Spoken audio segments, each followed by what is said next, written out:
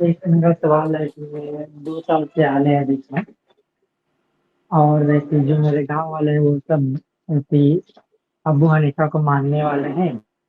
और तो मुझे 2 साल से मतलब मस्जिद में जाने नहीं दे रहे नमाज़ पढ़ने, तो मैं घर पर नमाज़ पढ़ रहा था। तो उसके बाद جی से कह रहे हैं कि जिस तरीके से तुम नमाज़ पढ़ते हो उस तरीके से घर पर भी नहीं पढ़ना है, नहीं तो तुम्हें तो गाँव से छाँट देंगे।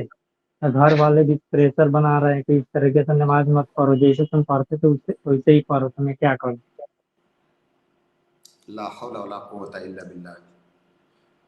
یہ تو مطلب بسا اوقات یہ تو کافروں سے بھی گئی گزری حرکت ہے۔ جی ایک مسلمان کسی مسلمان کو مسجد میں جانے سے منع کر دے فقط اس لیے کہ وہ کسی امام کی تقلید نہیں کر رہا ہے، وہ نبی صلی اللہ علیہ وسلم کے بتائے ہوئے طریقے پر نماز پڑھنا چاہ رہا ہے، یہ تو ایسا تو غیر مسلم بھی نہیں کرتے ہیں۔ نہیں یہ کرتے کیسے لوگ بالکل۔ ہیں؟ یہ کیسے لوگ ہیں؟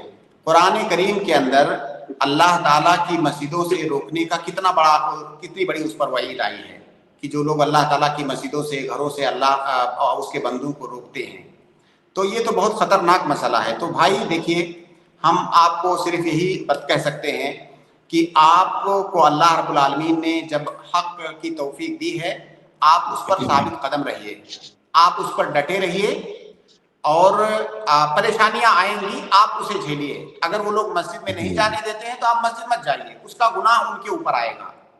آپ فقط اس لیے مسجد مت جائیے کہ آپ اللہ کے نبی صلی اللہ علیہ وسلم کا طریقہ چھوڑ کر کے آپ کو کسی انسان یا کسی امام کے بتائے ہوئے طریقے پر نماز پڑھنا ہے۔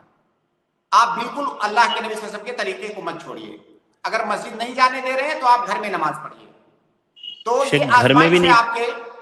بھائی بول رہے ہیں گھر میں بھی نہیں پڑھنے دے رہے ہیں، گھر میں بھی پڑھ رہے ہیں تو کہہ رہے ہیں کہ تم کچھ گاؤں سے باہر نکال دیں گے اگر ویسے کرو گے نہیں تو تو گھر دیکھیے والوں بھائی، پر پریشر بنا رہے ہیں۔ آپ جو ہے آپ قانونی کارروائی بھی کر سکتے ہیں۔ میں نہیں سمجھتا ہوں کہ ہندوستان میں اتنا جنگل راج ہے کہیں پر کہ کوئی کسی کو گھر میں نماز پڑھنے سے روک دے گا۔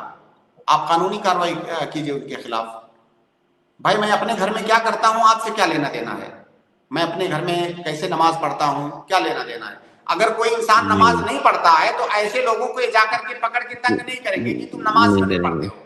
لیکن اگر کوئی نبی صلی اللہ علیہ وسلم کے طریقے پر نماز پڑھنا چاہ رہا ہے اور وہ اس بات سے انکار کر رہا ہے کہ میں امام کے طریقے پر نہیں نبی کے طریقے پر نماز پڑھوں گا، تو اس کو نماز پڑھنے سے روک رہے ہیں۔